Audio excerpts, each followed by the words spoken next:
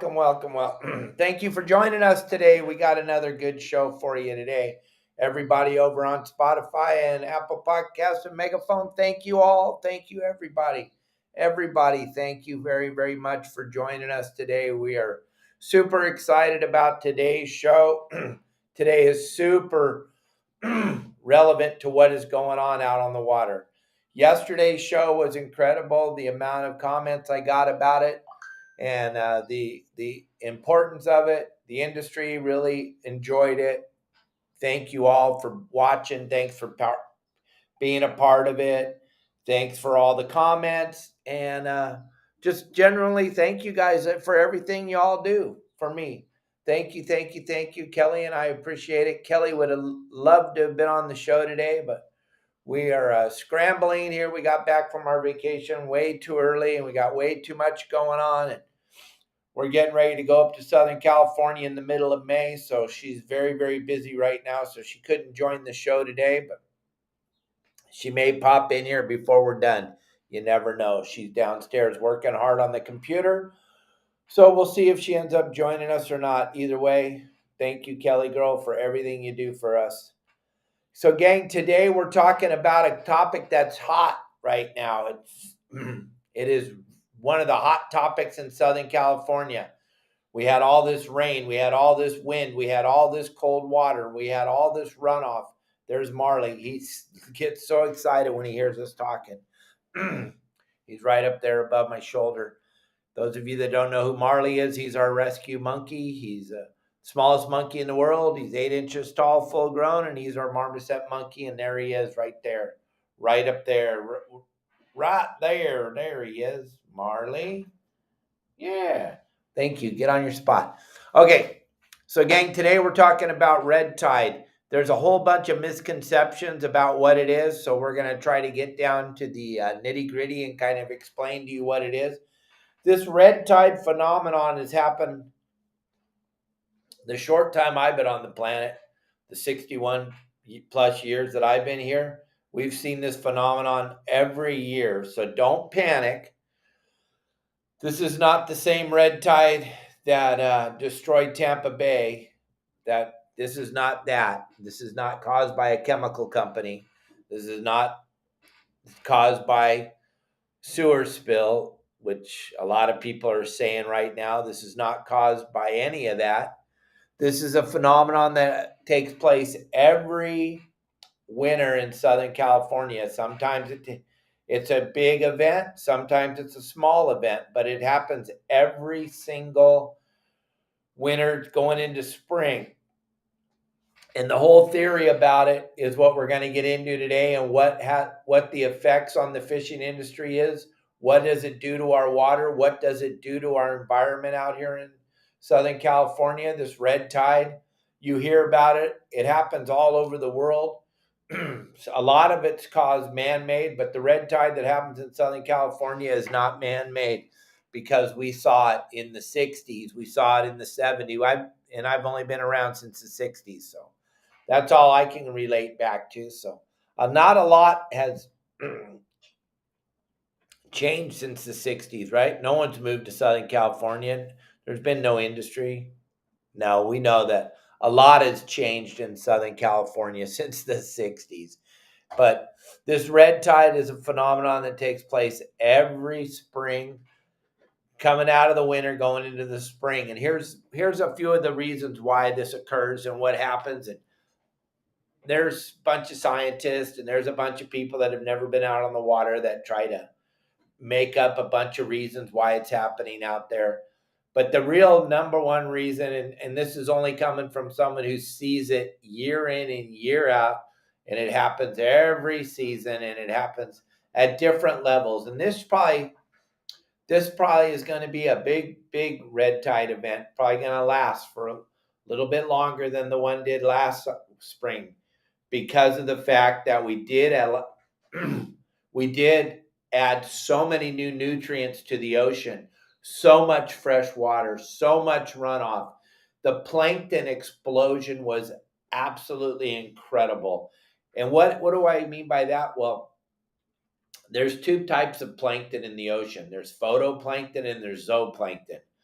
The photoplankton is basically a plant that everything on the planet, all life, revolves around zooplankton. All life. It's where oxygen comes from. Everything revolves around the zooplankton or the photoplankton. If you ever studied photosynthesis, and whoa, big word for Captain Dave there. If you ever studied photosynthesis in school back when you were a child, back when they used to teach real education, reading, writing, and arithmetic, and science, and we learned about that. And the zooplankton creates a phenomenal amount of oxygen, and it does, or the photoplankton, and then the zooplankton eats the photoplankton.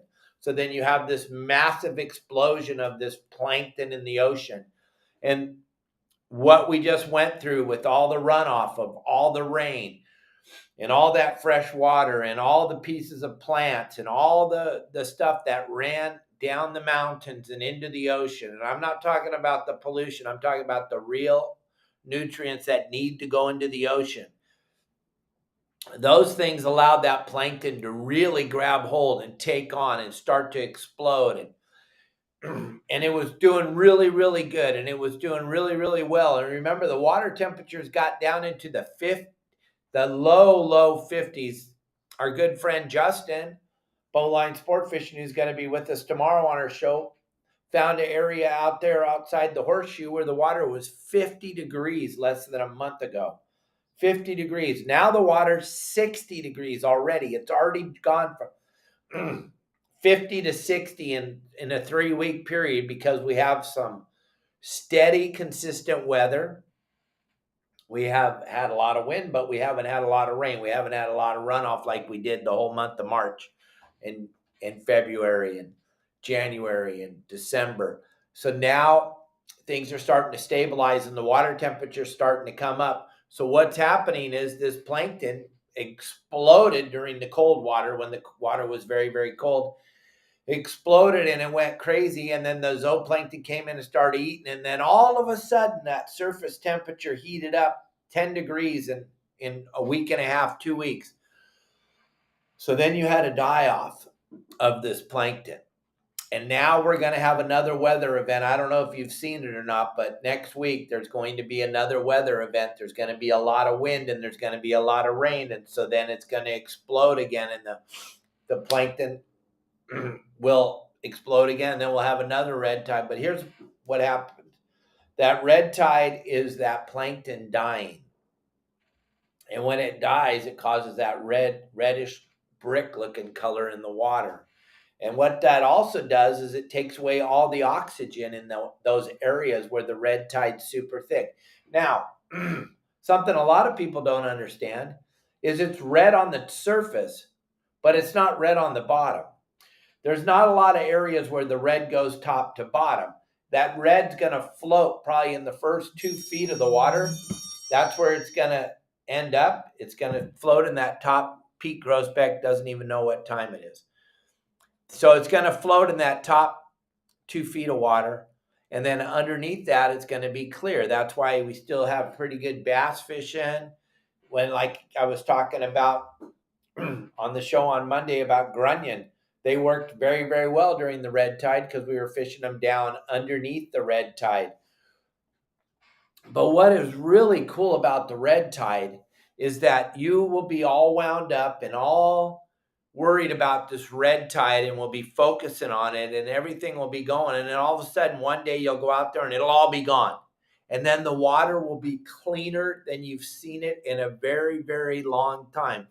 The red tide is not the red tide that destroyed Tampa Bay. It's not a chemically induced red tide. This is a red tide caused by nature, and it's not the end of the world. And the biggest problem today is that most people grew up in the microwave generation. We grew up where we don't have 10 seconds to wait for anything. If we put our cup of water in the microwave to heat up our coffee and we push 1 minute or 30 seconds, we actually stand there and stare at it for that 1 minute or that 30 seconds because we don't have time to wait That's where we're at today. And now, because this red tide, and a lot of people that are new to fishing don't understand red tide and don't understand that it's good for the ocean, they right away think, oh my gosh, this is the end of the world. This is it. It's over.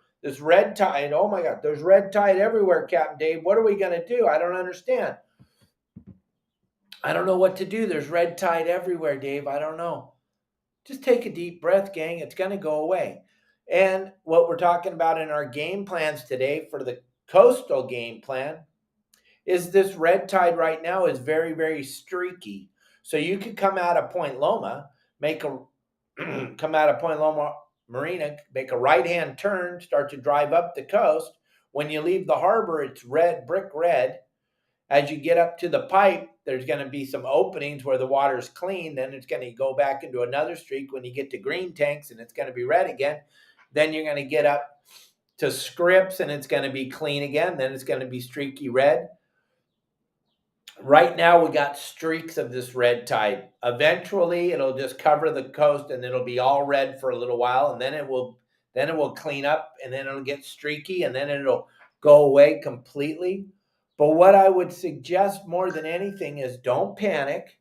Don't get on social media and start saying it's the end of the world. The tide's red, the ocean's polluted. I saw guys saying that it was a sewage spill and that's what caused it. Well, gang, that's the furthest thing from the truth. Yeah, those things, the sewage spills and all that stuff, has all kinds of things to do with polluting the ocean. But red tide, real, true, honest red tide, is a natural occurrence that has been occurring along the Southern California coast for at least since the 60s. Since I started going out on the ocean, we've had red tide. But something that I think was important when I was listening to a couple of guys talk yesterday on social media about the sewage spill in LA. There are sewer pipes going up and down the California coast. They're going up and down the eastern seaboard. They're going all over the Gulf of Mexico. And what somebody, I think, fails to understand, and this is going to blow your minds, and you're gonna go, what? I don't understand. Where do you think these pipes are going? When it leaves the El Segundo treatment plant, or it leaves the Point Loma treatment plant, or it leaves the Aliso treatment plant, or the Dana Point, or the Santa Monica Bay, when it leaves that treatment plant, that water coming out of the sewer treatment plant, and it goes into these pipes, hey Marley, and it goes out into the ocean, where do you think it's going? Because most people never thought of it. They think, oh, there's a sewer leak, there's a sewage leak in the ocean. Gang, those pipes aren't going to some magical place. They aren't. They're going to the ocean. They're just going out another half a mile, 2 more miles. If you're at the Newport pipe, that bottom's flat for so far. That thing goes way out there. Or the San Diego pipe, it goes way out there. You can see them on your, but end up, they're not going to some magical planet, or they're not going to some magical place in the ocean, gang. It's still going in the ocean. That's why I always think it's so funny when someone says, oh, they got a break in the pipe and it's leaking sewage. I'm blown away. It's going there anyway. It's only going out a little bit farther. It's not going to some super magical place, gang. It's just not. It's going into the ocean. Here's something to think about too. Have we built any new sewer treatment plants in California in your lifetime? I know of two that were built in my lifetime. My lifetime's short. It's only 61 and a little over 61 years. I only know of two plants that have been built since then. Has anybody moved here since then? So you just need to calm down and relax.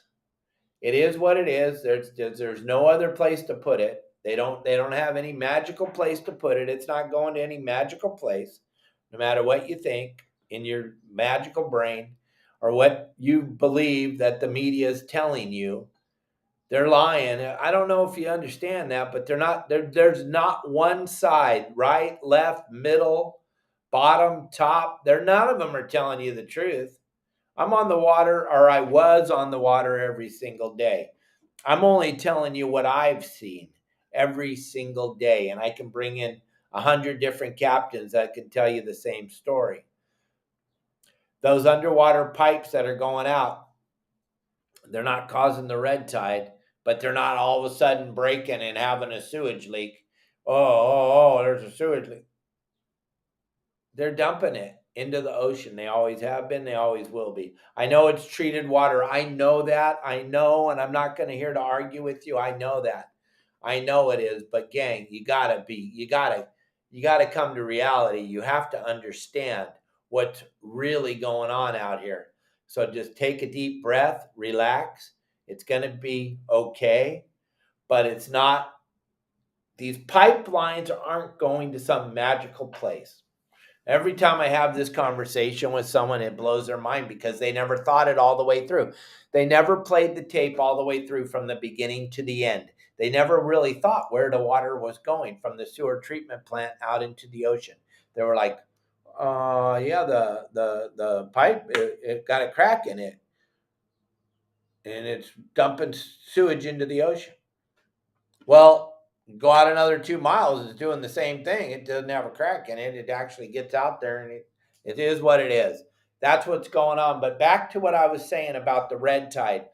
The red tide has been going on since the beginning of time because it's a natural filter for the ocean. It is going to make the ocean much cleaner.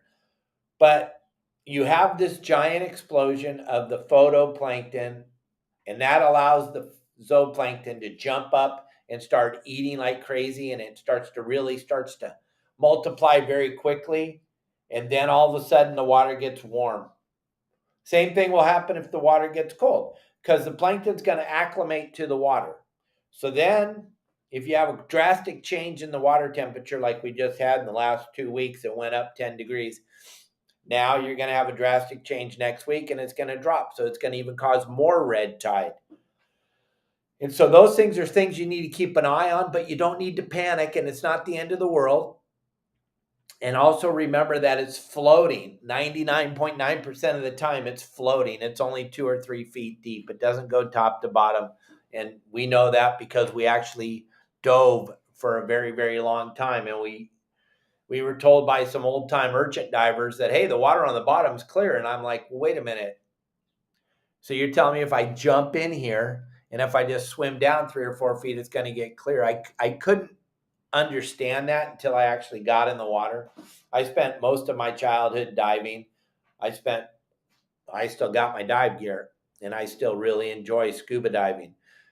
But you don't really know what's going on below the surface of the water until you get below. And you would be blown away to jump into that red tide, swim down 4 or 5 feet and go, my gosh, the ocean's super clear down here, and the fish are still going to bite.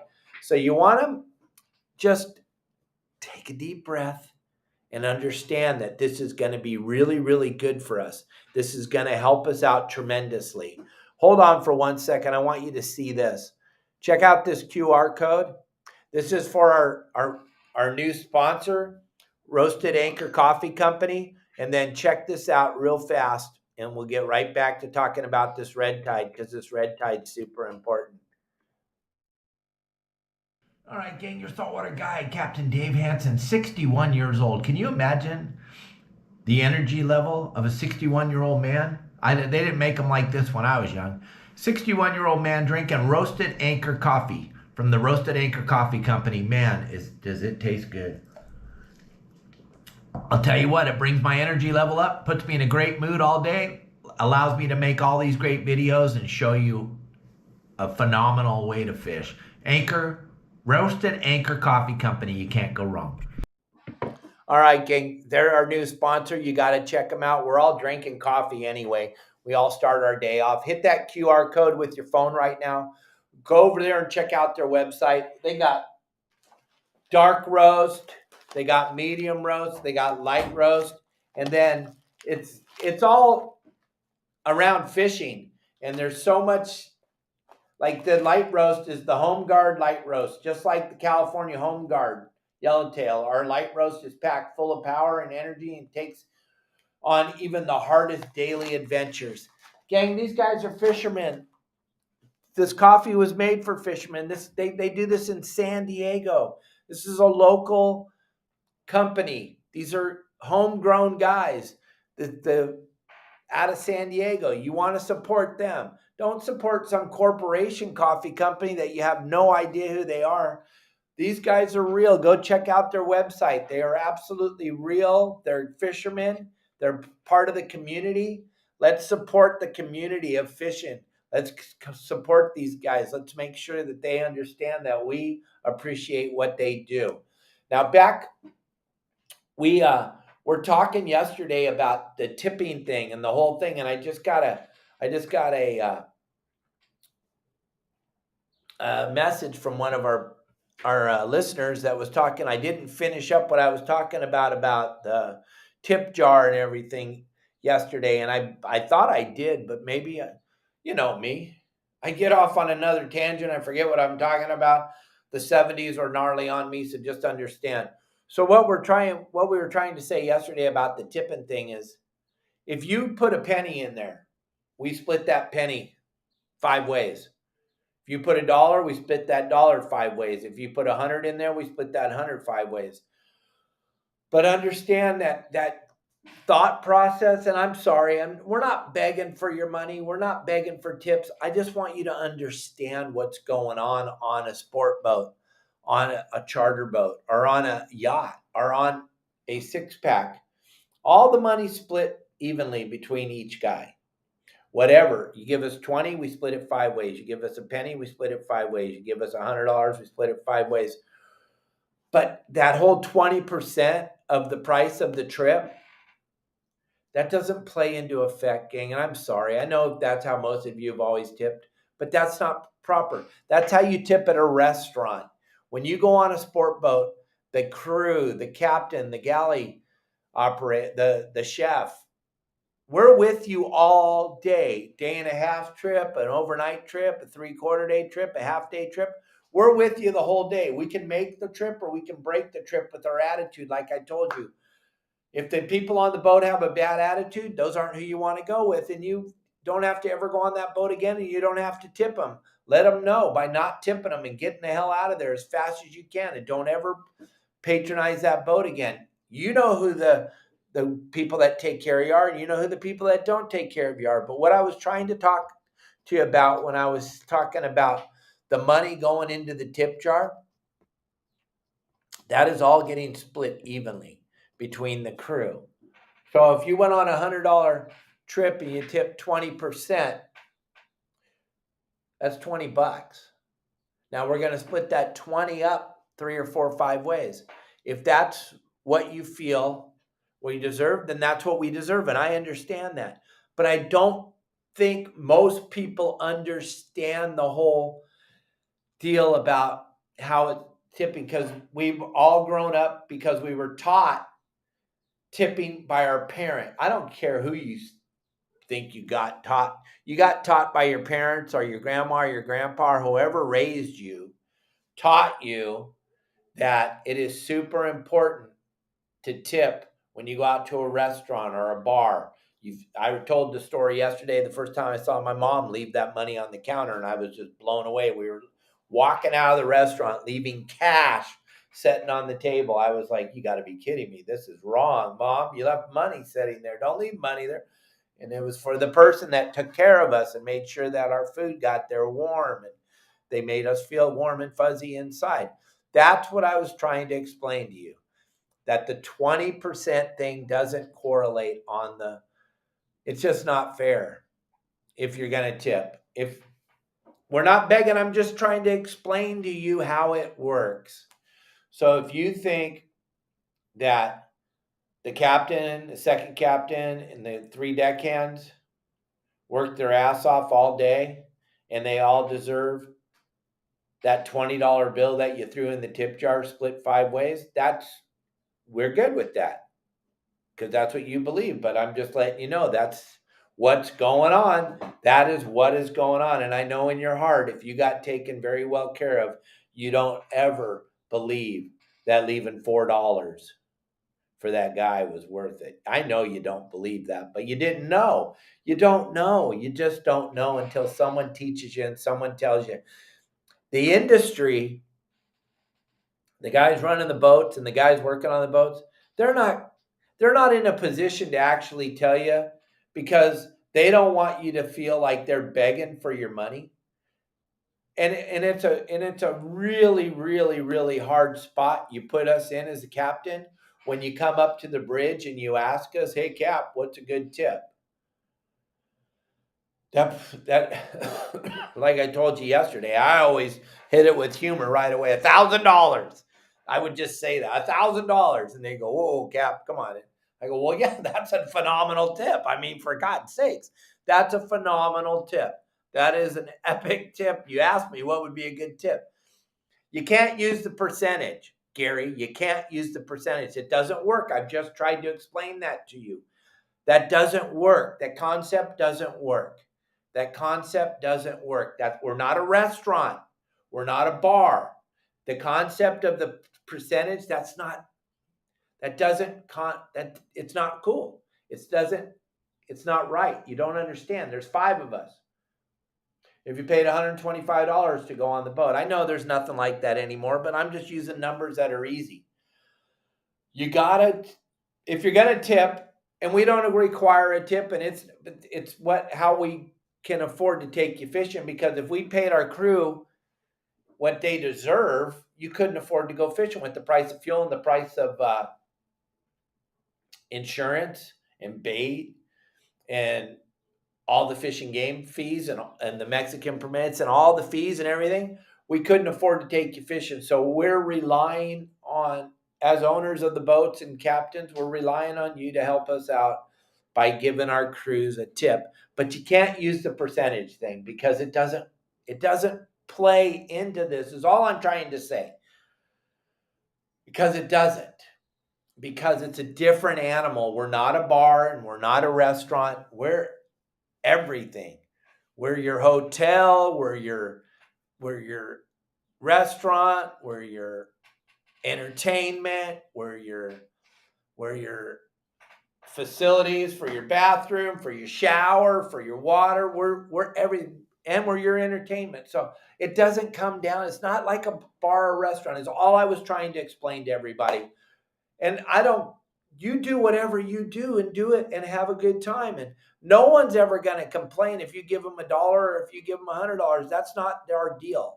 That's not what we're in it for. But I just am trying to let the masses understand that you can't look at it as a restaurant or a bar. Because like I told everybody yesterday, if I went to the Ritz-Carlton tomorrow night with Kelly Girl, and we had the best service we've ever had. We had a phenomenal dinner, and we hung out at the restaurant for an hour and a half, and we had nice little faux tails. We had mocktails. We had a couple of those, and we had an hors d'oeuvres, and then we had our dinner, and then we had a dessert.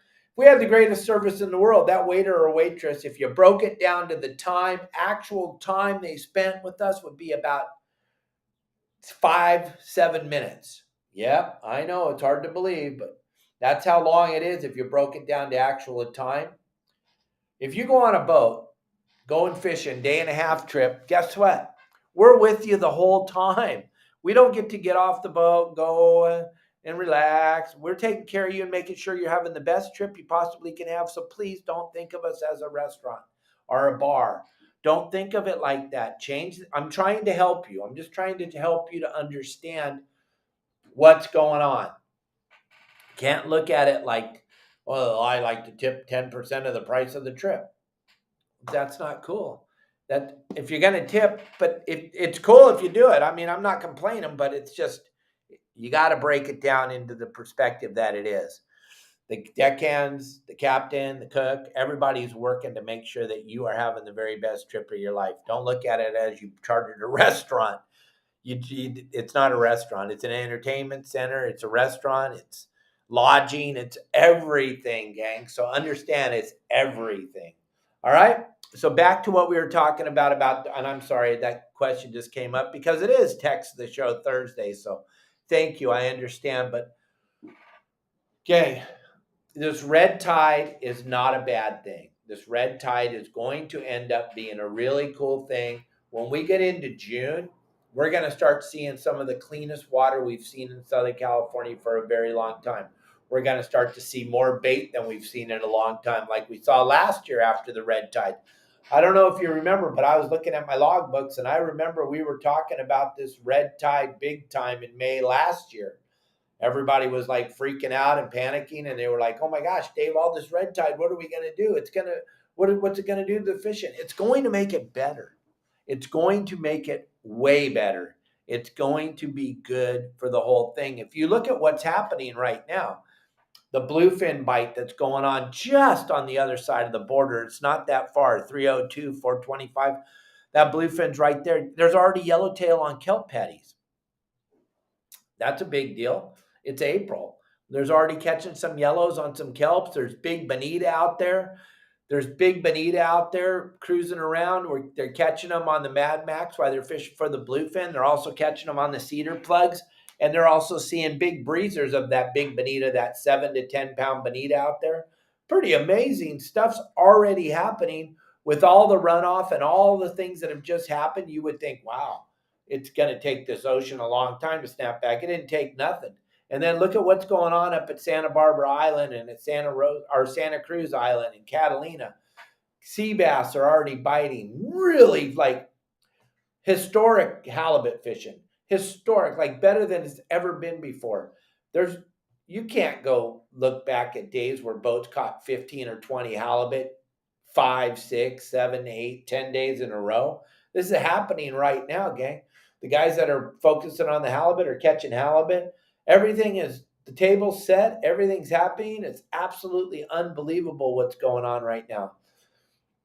So that just tells me that this is going to be this season will go down in history as probably one of the greatest seasons we've ever had. And it happens every time we have this phenomenal amount of rain, this phenomenal amount of runoff, then this red tide that comes. So all we're trying to let you know is that the red tide's not the end of the world.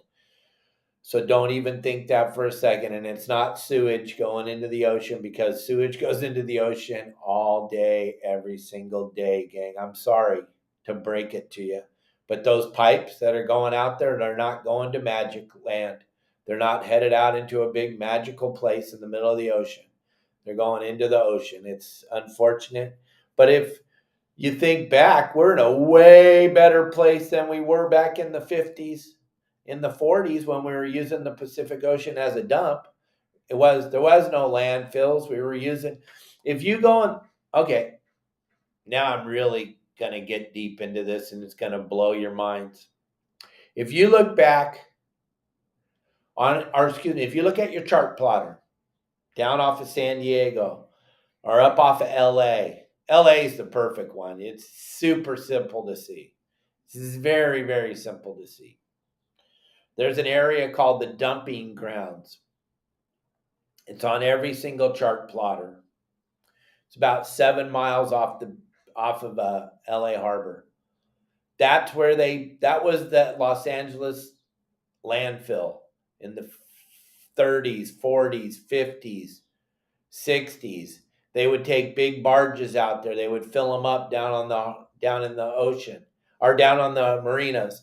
They would fill these barges up with garbage. They had a bulldozer on them. They would go, tugboat would drag it out there. They'd get out there to these areas called the dumping grounds, 7 miles out of the harbor, and they would push all the trash into the ocean.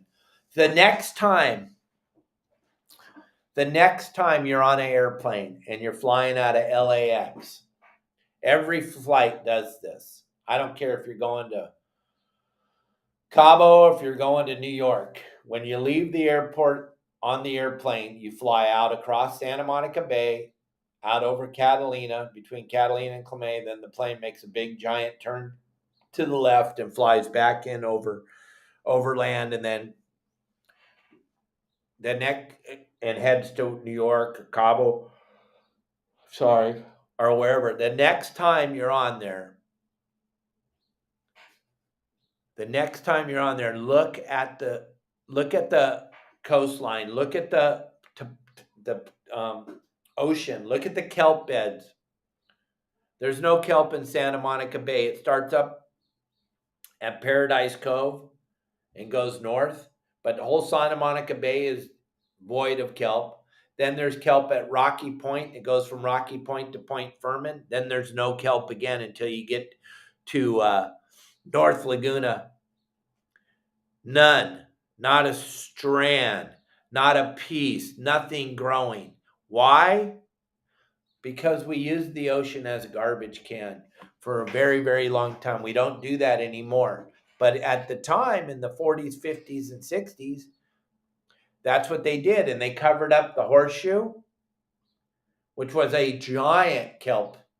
Giant. My father used to tell me about how the ships would have to come through there and they would have to cut channels in the kelp at the horseshoe with the kelp cutters, which kelp cutters are not bad for the environment either. That's a fantasy drawn up by the media and the tree huggers. That kelp cutter is a phenomenal machine because it only cuts down 4 or 5 feet. It takes the mat off the top, cuts down 4 or 5 feet. The new kelp grows and it's super healthy and it's great for the environment. And we use kelp in everything we use on a daily basis. But back in those days when they used the ocean as a trash can, they buried these giant kelp beds with all the garbage and all the rubbish. People that are my age or older, you remember Tin Can Beach at Seal Beach? The tin cans were stacked up as tall as buildings, 15, 20 feet in the air. The whole beach at Seal Beach was stacked. They called it Tin Can Beach, and it was stacked because why? When those bulldozers would push the trash off the barge, those tin cans would float because they'd have a little bit of air in them, and the prevailing current and wind would blow them down onto the beach at Seal Beach. You could probably Google stuff. You could probably YouTube it. You could probably go see Tin Can Beach, Seal Beach. And I'm not lying. I remember when I was a kid, these things stood way taller than my dad. These things were massive mountains of cans. That all went away when they started using landfills. It all moved into the landfills, but forever they used the ocean as a trash can. We don't do that anymore. But it was sad that it happened, and that's where the horseshoe kelp went, and that's where Santa Monica Bay, there's no kelp there. There's no kelp in Santa Monica Bay because Santa Monica Bay was LA's trash can for a very, very long time also. And that sand in Santa Monica Bay, that's a whole nother show we could do. You could just go have some fun and YouTube that. And then Kevin Barr, yeah, that DDT thing is an absolute unbelievable tragedy, and you can look that up. That's absolutely amazing what DuPont and Dow Chemical Company got away with up there at the time. It's very, very, yes. Rick, you remember Tin Can Beach, Horseshoe Kelp, when it used to flourish. But we're doing way better now than we did then. We're taking way better care of the ocean. I'm trying to get Wayne Cattell to be on the show next Friday. So maybe he could sit down and talk to you a little bit more about the MLPs and how they didn't do anything they promised they do. All they did was stop us from fishing in these areas. They never did anything to make the ocean better. They didn't do anything to enhance them. They even put the MLPs in the middle of where the sewer pipes dump, which went against everything when we went to all these meetings. And that's when I started to really learn how corrupt the political arena is as far as us as fishermen and using the resource of the ocean and how full of crap they are and how corrupt it all is. Because I made my living on it. I saw it every single day. I knew what was going on the ocean. And then to go in there and listen to we'll use the word rhetoric, to listen to the rhetoric that these people would spew out of their mouth in these meetings. And there was people that would sit there in the audience and actually believe the lies that would come out of their mouths. One really good lie that I thought was absolutely amazing, and I couldn't take it anymore, and I had to stand up because I know you guys know I have a big mouth. I had to stand up in the middle of this big meeting with all these superstars of the industry of politics with their suits and their ties on, and I had to just finally stand up and say, "You're lying. You're all lying. I can't do this anymore. I can't sit here and listen to the lies. I got to get up and I got to get out of here." They said that that there is the water is cleaner in the MLPs than it is outside of them. And people were like, "Oh, yay." And I'm like, "That's impossible. That is absolutely impossible. That's impossible. That's absolutely impossible." When you closed areas of the ocean called MLPAs, Marine Life Protection, you didn't build a wall or a fence around the ocean. So there's an area in Laguna, well, the whole town of Laguna, they closed. And then some lion person stood up there and said, "Well, since the MLPs happened, the water in Laguna is much cleaner." That's the biggest bunch of that could possibly ever be spewed out of someone's mouth. And this was someone that said he was a scientist. He was straight up liar, because just because you and I and my grandkids can't fish there anymore, it didn't make the water cleaner magically. That did not happen, because the water flow comes from LA to San Diego. That's how the water flows. That's the prevailing current and wind. So you're going to tell me that all of a sudden, because my grandchildren cannot fish in Laguna, that the pollutants coming out of LA Harbor don't go to Laguna now? You're out of your ever-loving mind. You're a bunch of liars. And I couldn't take it anymore. And I couldn't sit there, because I turned around in my seat and I saw people sitting on the edge of their seats actually listening to this bull. And I was like, there's no way I can just sit here and listen to this lie. That's why they don't take me to these meetings. That's why I'm not in the political arena. That's why I'm not following my father's footprint down the road of the because I can't handle the lie. I can't keep my mouth shut. Never been able to. I don't know how. I have diarrhea of my mouth. Always have and always will. It served me just fine all these years, but I can't get in there and mix it up with these liars. I just can't do it.